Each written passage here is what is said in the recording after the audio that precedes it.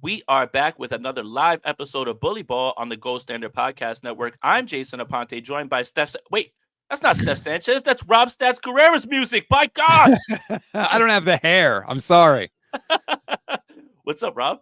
Jay, what's going on, man? I feel like it's been a minute since you and I did a show. Steph had some work stuff, so unfortunately she couldn't join us today, but I'm happy to be in the chair.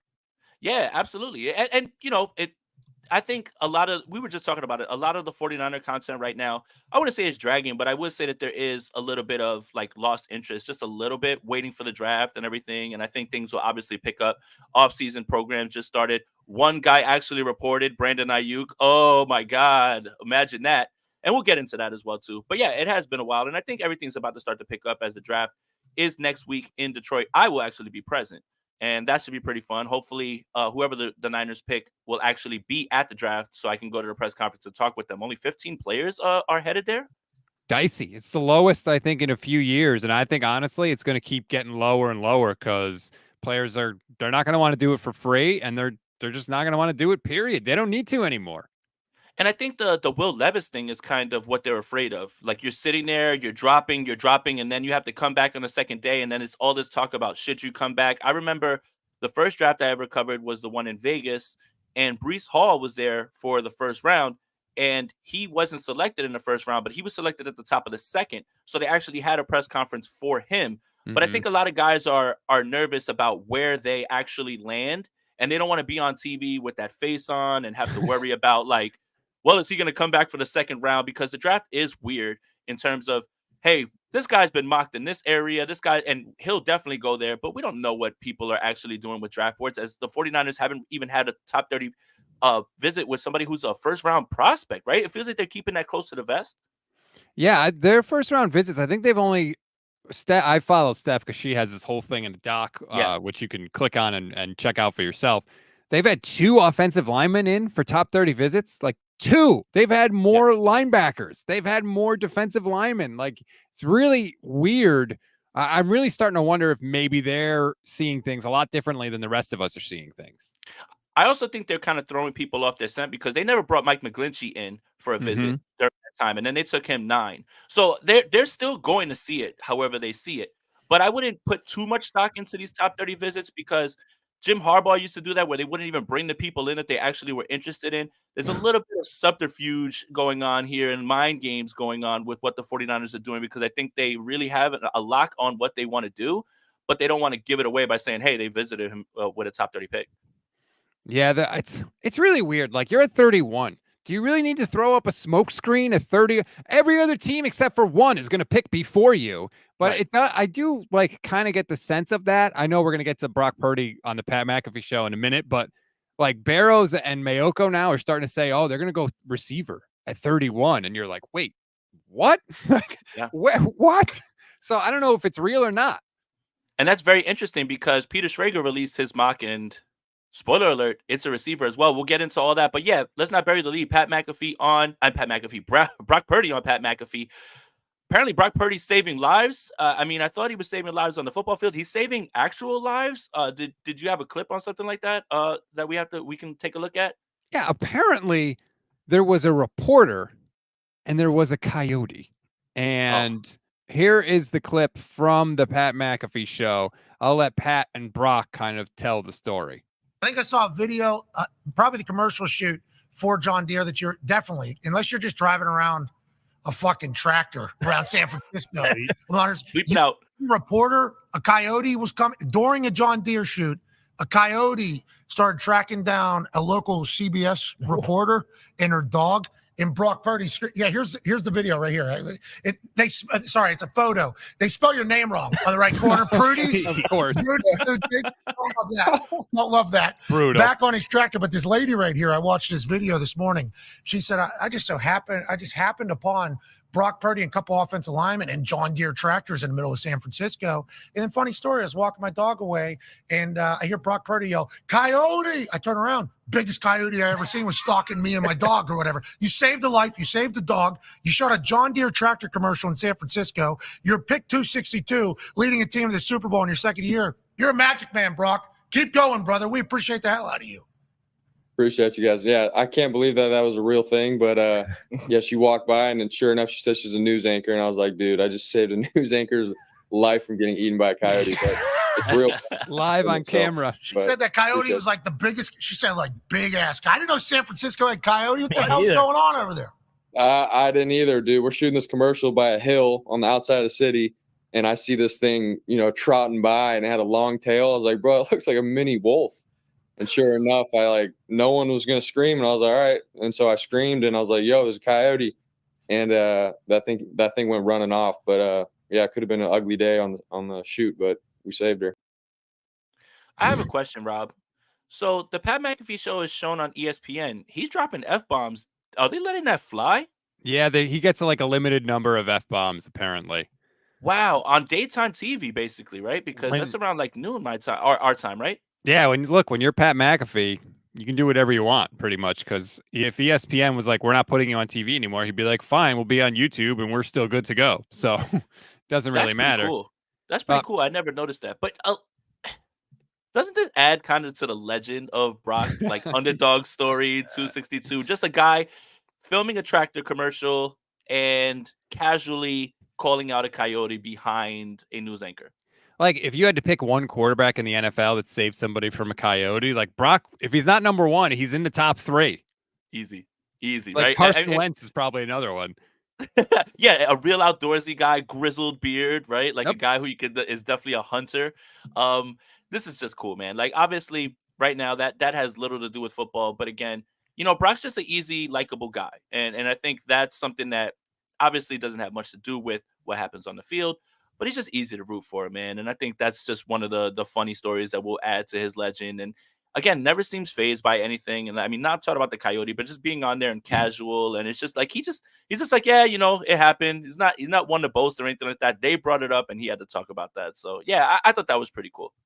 He is likable for sure. Like, I don't know anybody that actively dislikes Brock Purdy. Even if you think like he's not as good as people say, okay, but like no one dislikes him as a person. Right. And again, the crux of the argument against Brock Purdy has to do with, well, Kyle Shanahan's offense, all these weapons, everything. But I don't think anybody says, hey, I can't get on board with Brock Purdy. I think everybody would like to have a guy like that representing their franchise when they're doing media and hitting the podium and stuff. But it's not the only thing that Brock Purdy talked about. Obviously, that's the one that is probably going to get the most clicks and views. But Brock Purdy talked about something that he wanted to work on. And I think that's really something that's really going to be good. Let's take a look at this clip. Obviously, you have this keyhole accuracy. I mean, you pull. Yeah. Now, Ty Schmidt, who asked you a question in a matter of moments, said you can never beat Iowa, but that's neither here nor there. That's what he'll say. I'm just telling you what you can prepare for that. I know you're a big prepared guy. It's coming right down the pipe there. But you put the ball right in the keyhole. Whenever you have to make an audible or read a defense, you do it. You throw the ball deep. You throw the ball short. Aiyuk right there on the money. Let's follow the Niners again on Instagram, maybe. But like through all of it, what do you continue to work at to get better?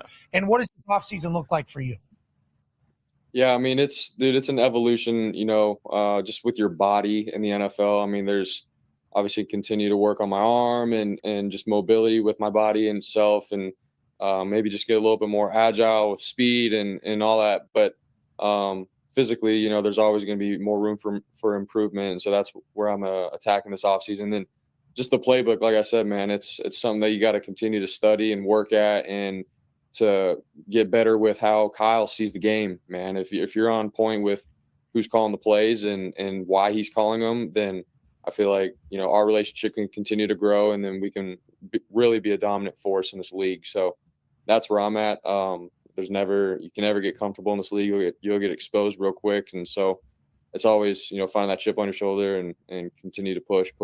So that's where I'm at.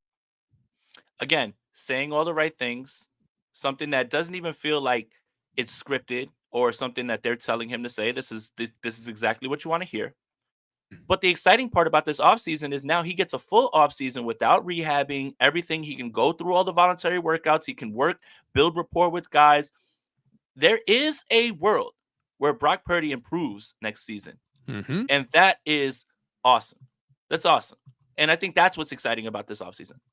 He always, every time he gets asked this question since the season ended, he always mentions mobility. And I find that really interesting. And they even joked at one other portion of the interview, like, oh, haha, I hope Kyle's watching this so we could put some zone reads in there. But like, as I was discussing this with Vish yesterday, we talked about how tight man coverage is tough. It's tough on Debo. It's his weakness. It's tough on Brock because that's really when you need to rely on your arm to kind of blast one in there at 1,000 miles an hour in a tight window, and Brock doesn't have that. What if Brock's answer to really tight man coverage next year is not trying to force it in there? It's running like Mahomes does. When he sees man coverage, he looks at one guy and he takes off. And maybe that's something that Brock wants to add this year. Yeah, and that's very important because when you're looking at it, it's risk versus reward, and turnover worthy plays is the crux of any Brock Purdy hater argument, right? But if you're able to take those away and you're able to, you don't have to get 10 with your legs. If you get 3 and 4 and you live to see another down and you make the next down manageable, and also if you put that into the defense's mind that, hey, we've got to put somebody on making sure that he doesn't get out of the pocket. You don't want Brock's not going to change to being Lamar Jackson all of a sudden, obviously. Right. But it's about timely running. And that's what Patrick Mahomes does. It's timely running. It's those back-breaking 3rd and 4, everyone's covered. All of a sudden, he finds a way to get 4, keep the chains moving type of thing. That's all going to come with experience. That's all going to come with time. So that's what makes this offseason so exciting for Brock Purdy is the idea that he can improve this offseason. And I think with a full 3 phases of offseason, Brandon Aiyuk is there as well too. Again, I'm going to keep saying that. Again, getting more comfortable with the offense because even Matt Ryan said the first year was kind of hell with that playbook a little bit. And then the next year when it really clicked in, obviously he won MVP. And I know we compare Matt Ryan's season to Brock Purdy's season. They're very similar in many metrics, but there's still a way that Brock Purdy can improve in terms of, hey, let's give him some more passing attempts. Let's see what that looks like a little bit more because you're all the way at the bottom of the league. And if he's understanding the offense a little bit better, whether the passing attempts go up or not, the offense can operate even more efficiently than it did last year, even though it was humming along for much of the season. Yeah, I'm really interested to see if Brock can take another step or is this the ceiling of what Brock Purdy is? Because, what did he do his rookie year a lot? I felt like he kind of dropped back and he knew the playbook, but he was going on instinct a lot of time. And he wasn't as quick. He wasn't as willing to go through his reads. Sometimes he would scramble into pressure and roll out of the pocket when he didn't need to, especially to his left. He didn't do that last year. He fixed that. Like he adjusted in a major, major way. And that's a big thing to change in an offseason where you spent the whole thing rehabbing. But it really seems like he took the feedback, he incorporated it into his game, and he was able to apply it on the field in year 2. So I'm excited to see if he can do that same thing next year, what he sees as the area where he needs to adjust and how it shows up on the field. Is there anything else from this McAfee, hit that we have that you think we should talk about? Because I felt like those were the 2 things that were really high up. Yeah, other than that, it was just, him saying, I want to, keep proving to the guys that I belong. And my only criticism with that is like, dude, you proved it. You broke the franchise passing record. You got to the Super Bowl in year 2. Like, you're done with that. It's your team now. They got to perform for you now. And so I hope that he has more of that mentality. Yeah, and kind of how we were discussing, I do think he shows that. He doesn't talk about it in the media, but when you hear guys say when he's in the huddle, he's saying get over here and move over here, and it's like his first like full game, his first, second, or third game. I think he does that. Instead of talking the talk, I think he walks the walk. So in the media, it's going to come off as I'm not puffing my chest out, but in that huddle, I think they all know, and I think that's what they all love about him. So I do think he does. I just don't think he's as vocal about it, and I'm fine with that as long as you do it on the field. I hope you're right. He does like kind of puff his chest out a little in the media when it comes from external sources, right? When Patrick Peterson calls him out and then he throws 2 touchdowns when he wants to be petty. Right. Yeah, like he does do that. Or, he'll talk, he told, what was it, Mark Schlereth, like, hey, people are sleeping on me, whatever it is. Like, when it comes from outside the organization, I feel like he's not afraid to publicly defend himself. but I hope inside the organization too, like, don't bow down to George Kittle just because George Kittle's a veteran, like, or Trent Williams. Like, no, you are the quarterback, you are the leader, and I hope that inside the locker room, he sees it the same way. My favorite Brock is Brock Petty. That's my favorite one. And it's so like it's not even passive aggressive. It's aggressive. Like it just comes off calm. Like it's not like he's saying something in jest or anything like that. Like him saying that about Patrick Peterson and him going at other people. I love that. I love that, honestly. And again, he has the makeup. He says all the right things. He's very likable. And I think that locker room definitely believes in him. And I think when those guys are in that huddle, they believe in him. And how could you not? Iowa State kid, man. Gotta love this story. This story just keeps unfolding. Do you remember there was an interview a long time ago? I want to say it might have been right after the 2012 season with Kaepernick, where they talked about, like, are you going to work on your mechanics? Are you going to study film in the offseason? He was like, not really. Like, I'm pretty good. And I was like, what? Like, it was a huge red flag for me. It really, like, kind of scared me because we know even the greatest of the great, Aaron Rodgers, Tom Brady, Peyton Manning, they're always tweaking things, trying to refine the mechanics. They're always studying themselves on film. So I loved hearing all that stuff from Brock, that he's all in on that there's not going to need to be a homework clause in Brock's next contract like Kyler Murray. Yeah, you have to be somewhat maniacal to be consistently a great quarterback, right? Like watching film, watching how people are adjusting to you, adjusting back. It's a game of adjustments. When they adjust, you adjust back. It's almost like a chess match, and that requires full focus all the time. I'm not saying that these guys shouldn't have lives or anything like that. Like, Brock just got married. Enjoy your time. Early on, you're still in your honeymoon time. Like, enjoy all that. But there is a level of work ethic that is needed to be consistently great. Guys just don't roll out of bed without working. I mean, some do. Some can get by, right? Like with supreme athletic talent. Let me take that back. But the routinely great guys, the guys who are there for 10 years, 12 years, 15 years, it's not because they're just rolling out of bed. I mean, Tom Brady's talking about, hey, I'll be back if somebody needs me at the end. You don't get like that by not working still, right? Like, and obviously 49ers Twitter took that and ran with it and everything as well. No, the answer is no. But again, Manning, Brady, those guys, they're consistently working. Like even Patrick Mahomes saying, I finally learned how to read a defense in like year 3 is absolutely insane to hear. Like the guy was just playing backyard football for how long before he finally started to learn the intricacies of what defenses were doing to him. And I think you have to continue to put in that type of work.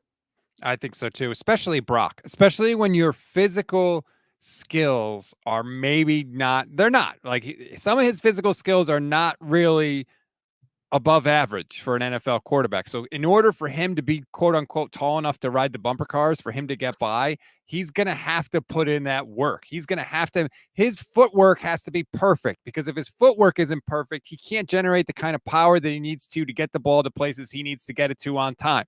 So he needs to be constantly working on that stuff so that he's tall enough to ride the bumper cars. And when we say tall enough, we don't mean tall enough as a human, because he definitely is a tall guy. But we're talking about tall as an NFL quarterback. I think there's a video out there where Tua Tagovailoa wore a helmet cam, and he shows you what it looks like from the pocket. And I think that's very interesting, and I want a lot of people to go ahead and try to find it. It's on Twitter. But I want you to see what he sees in the pocket. I have generally no idea how any of these quarterbacks are able to have the oncoming rush, have these guys with their hands up, have defenders running around, and know exactly where to deliver the football. It's insane. Here you go. You got it? Here, check this out. Just take a look at what he's seeing in terms of, like, you get the ball snapped. You have about 2-3 seconds to get this ball out. And what happens here?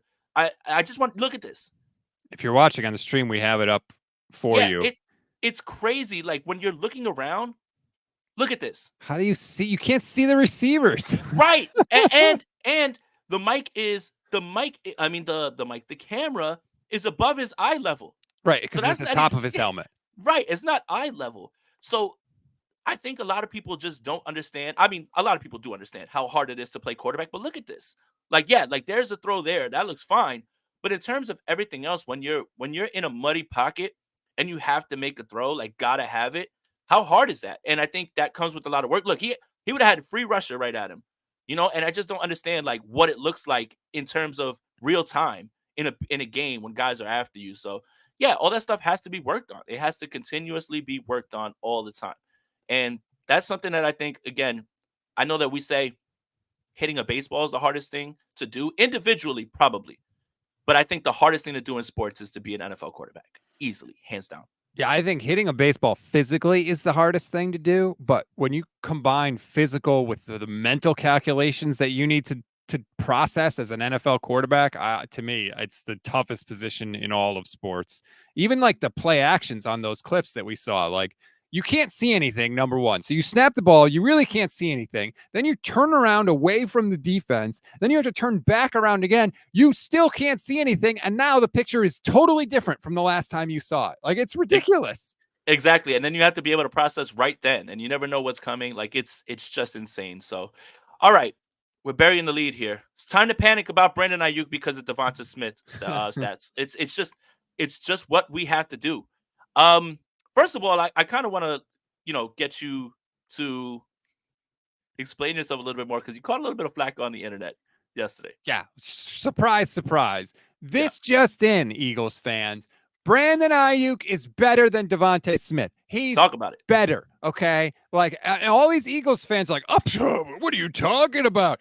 Since Smith came into the league, okay, Aiyuk has more yards, more touchdowns on like 30 fewer catches. Okay, so Aiyuk is doing more with less opportunities. So all you people saying, well, Aiyuk's a wide receiver 1, Devonta Smith's a wide receiver 2.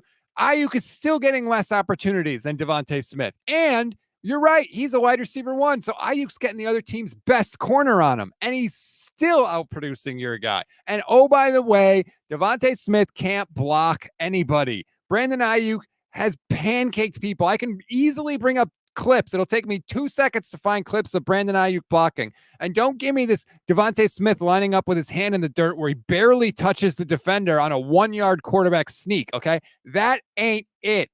Brandon Aiyuk is better than Devonta Smith. He just is.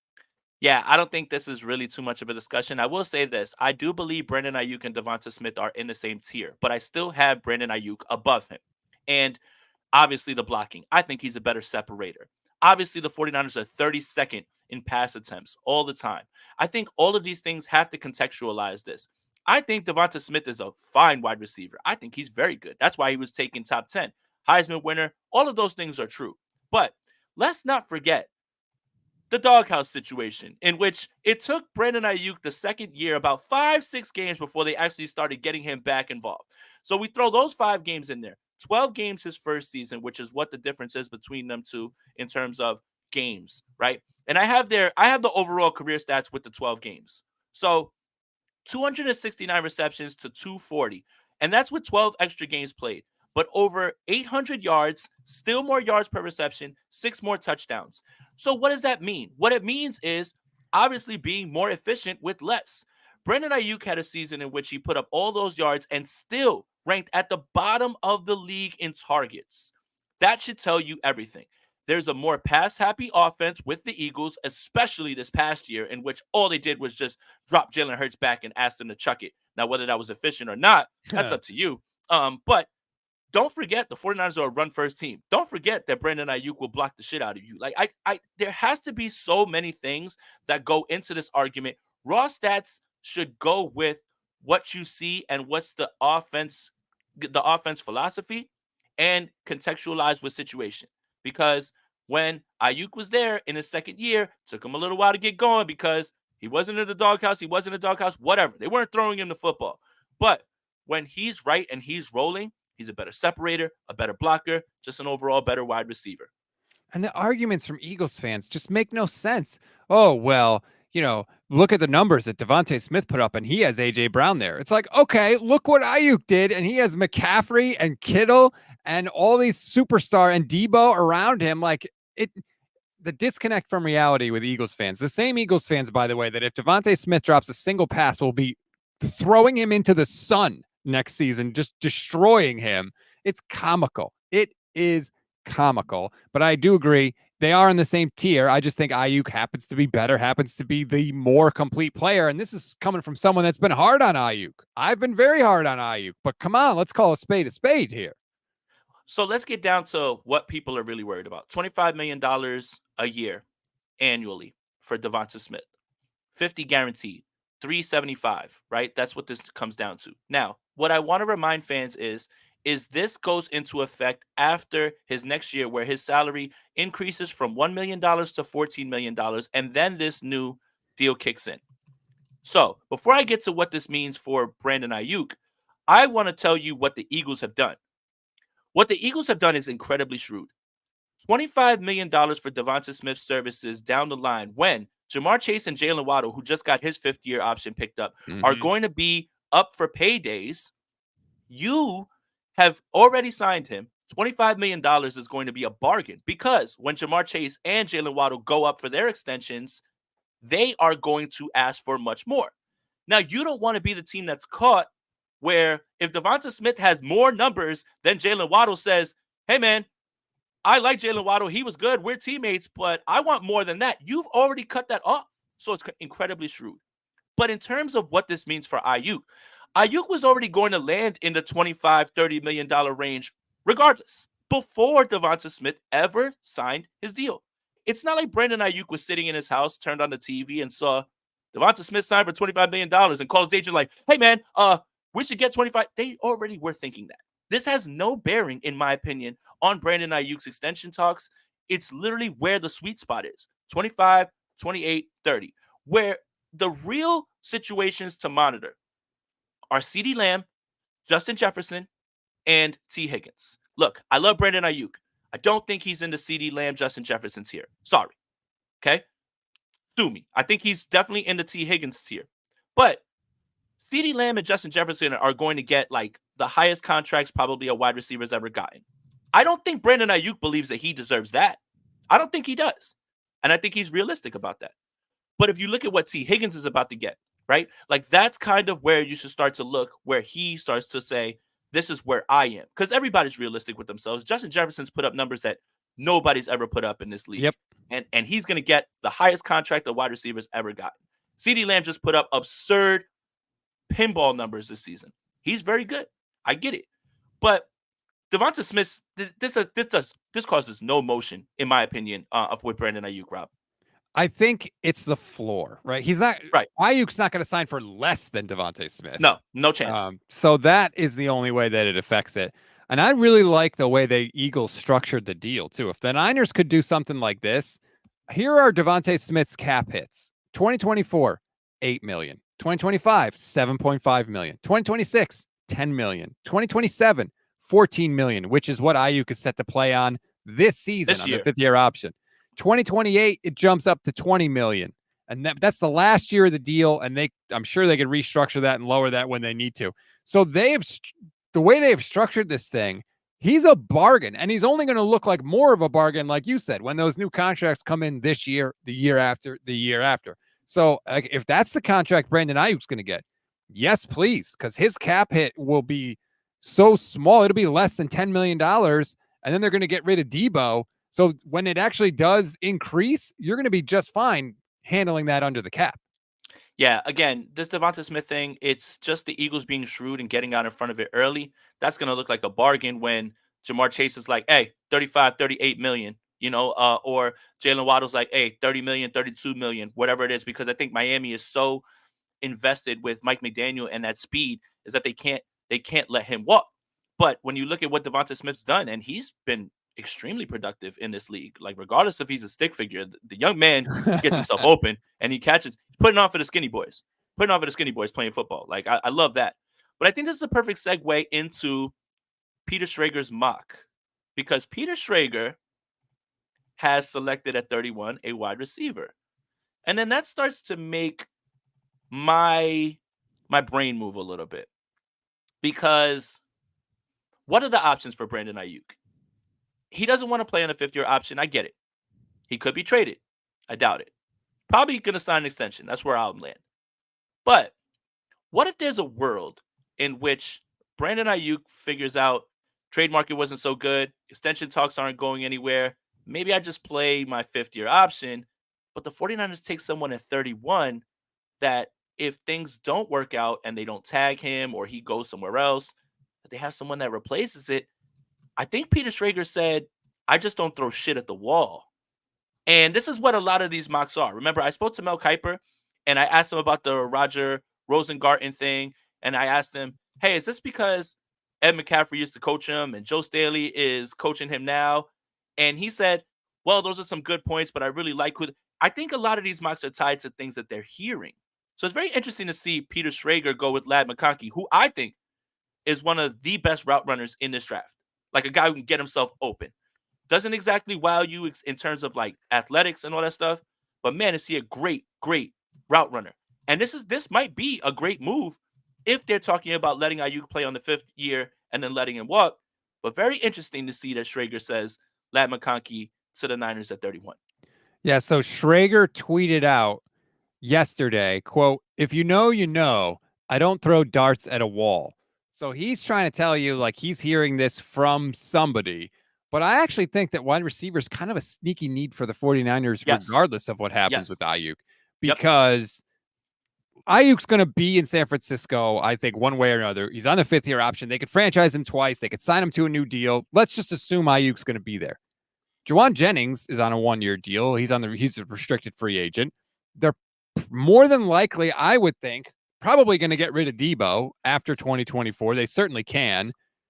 Then who are your receivers? Ronnie Bell, Chris Conley? Like, you got to have guys. And we know Kyle generally doesn't really give a crap about rookie wide receivers. So you need a guy that's going to have a year under his belt if he's going to contribute in 2025. So I kind of get the wide receiver at 31 by Schrager here. And I also kind of get why you're hearing Mayoko and hearing Barrows say on podcasts that it's definitely not out of the question.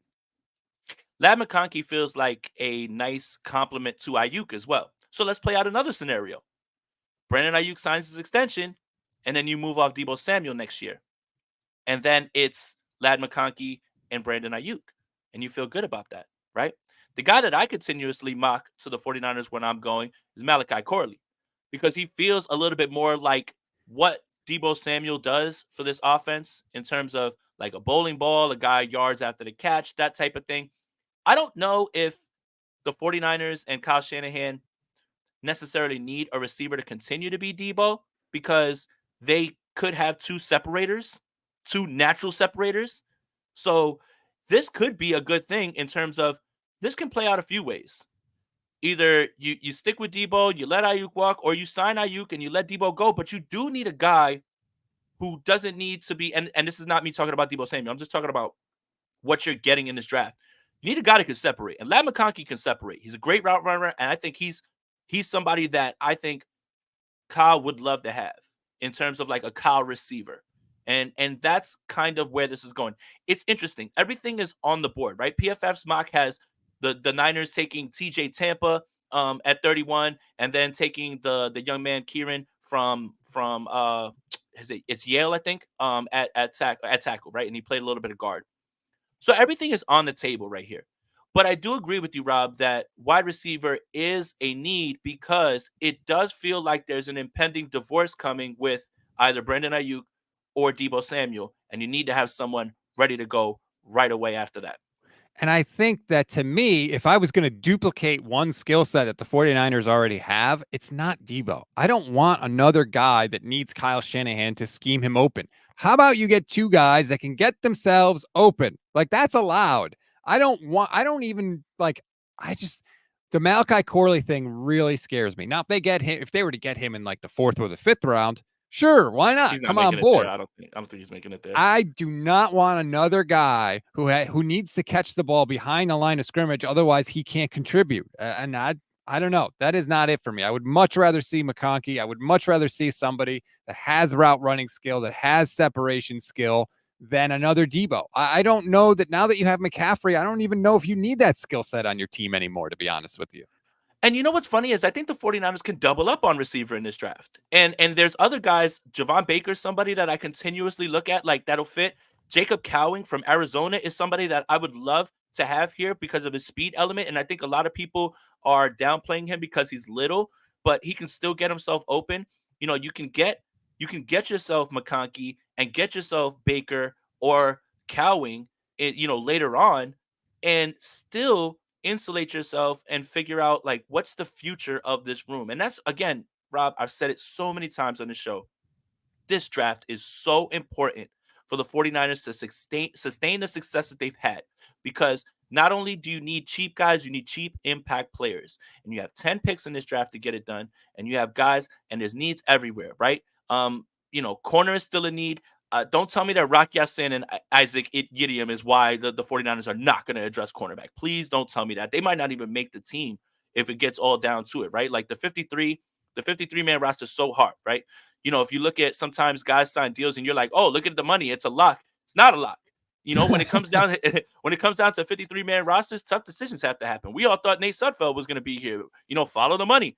Mhm. Gone. You're gone. Like it's just how it works. So it's a lot of needs, but this draft is huge because the 49ers have to walk away of these 10 picks. They have to walk away with 4 future starters, at least 4 of them. And I know that's hard to do. I know it's hard to do in this draft, and I think that's even ambitious on my end. I think that's very ambitious on my end.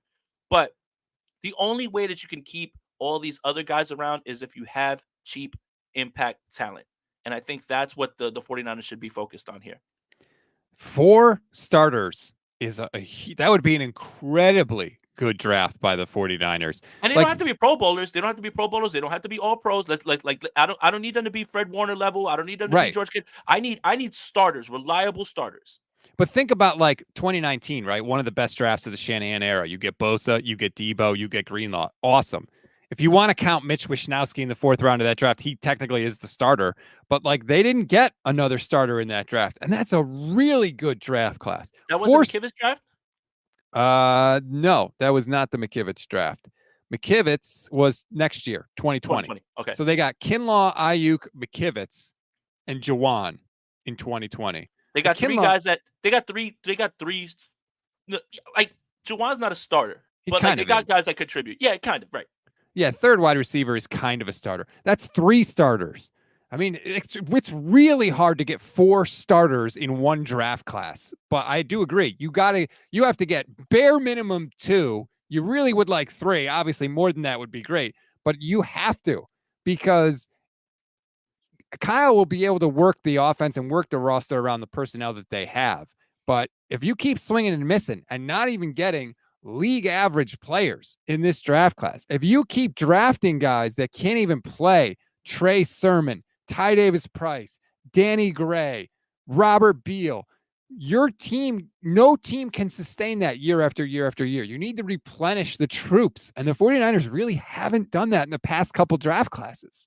Well, it's very hard to do when you don't have any 1st round picks, and that's what kind of makes this a little bit easier to navigate when you have 10, right? Like obviously the hit rate in the 1st round is less than 50%. Let's just keep it completely fair, right? So that means less than 16 teams are going to find high impact players amongst these blue chip players.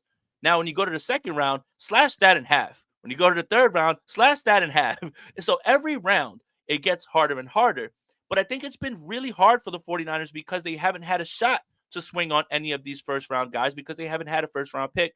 Not trying to rehash old narratives and old stories. But now that you have a chance in the 1st round, in the 2nd round, even again, trading up in the 1st round to get somebody is still on the board. Trading up in the 2nd round is still on the board for you to get impact guys. This is what makes this draft so interesting. And yes, I'm being ambitious when I say 4, but you shoot for the moon, land on the stars. So if it's 3, if it's 2, whatever, that's cool. And I understand how hard it is to do that. But the 49ers have shown that they've been able to do it before. And now that you have more swings, you have a better shot of all of that. So yeah, maybe I put my foot in my mouth with 4, but you know what? I'm gonna stand on business and stick with it. I think that the 49ers, a lot of 49er fans point to the Trey Lance deal and say, well, they didn't have 1st round picks. And that's true. And your best odds are clearly in the 1st round. But they still had 3/3. What did they have? 3, 5, 6, 9 picks in 2023, right? Did they get any? They got Jair Brown and what out of that draft? Yeah, that's it, right? Like, so he's a starter.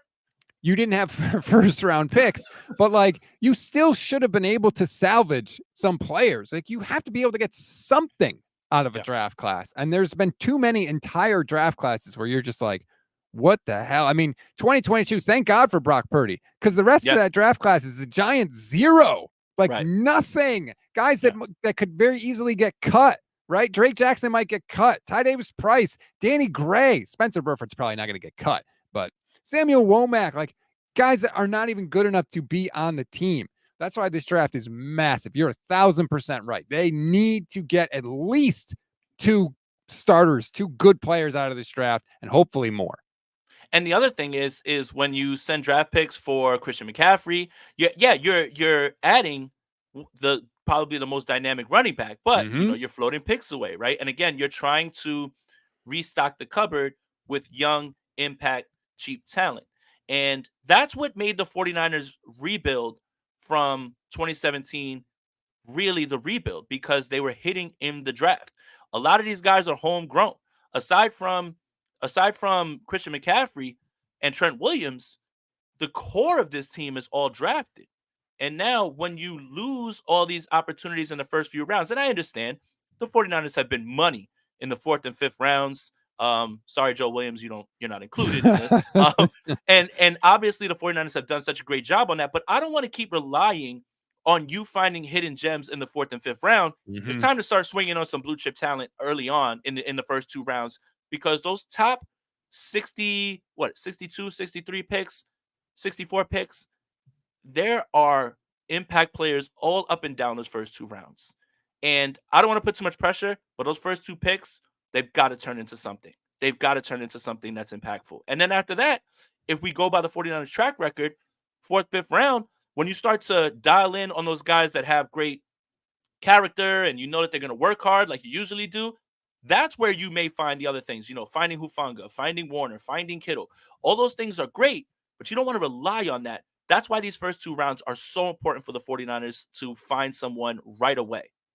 They have been on an incredible run of plucking talent from the later rounds in the draft. It's ridiculous. Obviously, Brock Purdy stands out. Hufanga, all pro as a 5th round pick. Elijah Mitchell, one of the best rookie seasons for a 49ers running back ever. Juwan Jennings was a 7th round pick. He could have been the Super Bowl MVP in another universe. And he redshirted his first year. He basically redshirted his first year too. Richie James. No, okay, just kidding. Obviously, that was for Kyle. Yeah. But Kittle in the 5th round, like, it's amazing what they've been able to do. But you're right. You can't just say, oh, don't worry, they'll keep doing that. Like, you mentioned the hit rate on the first round picks being bad. Going to those later rounds, it's even worse. So you can't just say, oh, we're going to be able to do that year after year, especially when you lose so many key pieces of your front office, right? Adam Peters, gone now in Washington. Rand Carthon is no longer there. They have lost some pieces, and Martin Mayhew, another one in the front office. So I don't know how much of whatever secret sauce there was that went into those later rounds is now working for another team. So all of that stuff has to factor in when you're talking about the importance of what's going to happen in a week away, a little over a week away. Well, there is a lot of secret sauce in the other stuff, because look, Azeez Al-Shaair goes, and he literally sets the franchise record for the Titans. We talk about Brunskill. He was vital in filling in for other people. All of these other guys are picking up the 49ers guys and taking them, because they were part of that process. They were part of those guys. Azeez Al-Shaair was undrafted. All these impact guys that you find later on, right? Or you find after the draft, they're getting plucked as well, right? Like, obviously they've played themselves into a contract that probably puts them out from the 49ers, but the 49ers method of scouting is going everywhere else now. And all those guys that they were like, oh, well, we'll be able to just bring them back. Amenahue gets a bag. Arden Key gets a bag. All of these guys that they have been able to use as reclamation projects and impact players are being plucked away again. And now that gets thinner and thinner, because the book is out a little bit, because there's so many of those guys that have the same sort of process, that have been involved in that process and finding guys. So again, the draft is one thing. The 49ers have done a great job with undrafted free agents as well too. And they've done very well with reclamation projects. So all of those things are, when we just look at the draft and we look at like, oh, well, swing and miss, swing and miss, swing and miss. Well, we're leaving out the fact that they found an undrafted free agent that actually played that year, right? Like, just because you didn't draft him doesn't mean that he's not a rookie. So all of that, I think, is what we're missing a little bit of too. But it's out there now with Adam Peters and Carthon and the Vikings GM and all these guys. They understand the process because it's been so successful here. Yeah, that's a good point. I didn't factor in the undrafted guys, and they're absolutely part of the rookie class without question. I saw this interesting little nugget that Adam Peters is having a lot of the top quarterbacks do their top 30 visits with Washington at the same time. And apparently, according to Albert Breer, they used to do the same thing with the 49ers. I did not realize this, that they would host large groups of their top 30 visits at the same time. Have you ever heard that before? I haven't, honestly. And I actually, I have to admit, I never really paid attention to that type of stuff, in terms of like, who was visiting, any of that stuff. There is a track record of top 30 visits being drafted, but as we spoke about earlier, it feels like the 49ers are just keeping away the people that they actually want to target. Because like I said, Mike McGlinchey wasn't a part of those visits. I'm sure there's other examples of that, but I had no idea about that. None. Yeah, I hadn't heard that before, which is weird. Like we're in year, 7, year 8 of this regime. You'd think we would have heard about that before now. I don't know if it means anything. I don't know. It's just an interesting little nugget that I saw. Daza 0187 YouTube channel member says, are the recent drafted players actually bad, or is it that Kyle just doesn't play them? Case in point, JP Mason. Well, I think with Mason, they have the fumbling issue, right? And again, it's like fumble once and you're dead to me, kind of with Kyle, right? Like, Yeah. and again, I'm gonna say this, and I know nobody wants to hear it, but I think they really value what he does on special teams. In terms of special teams, the 49ers have been lacking in coverage. I think Mason's actually very good, and he's one of the reliable ones. That's the reason that they bring George Odom back. They bring in some of the other guys because they need to shore up the tackling. And I think they just feel he's better suited in that role than having more of a role. But the 49ers do need to find, oh God, cover your ears, a running back in this draft. Yeah. A running back in this draft, because you do have to start preparing for what could happen with Christian McCaffrey, right?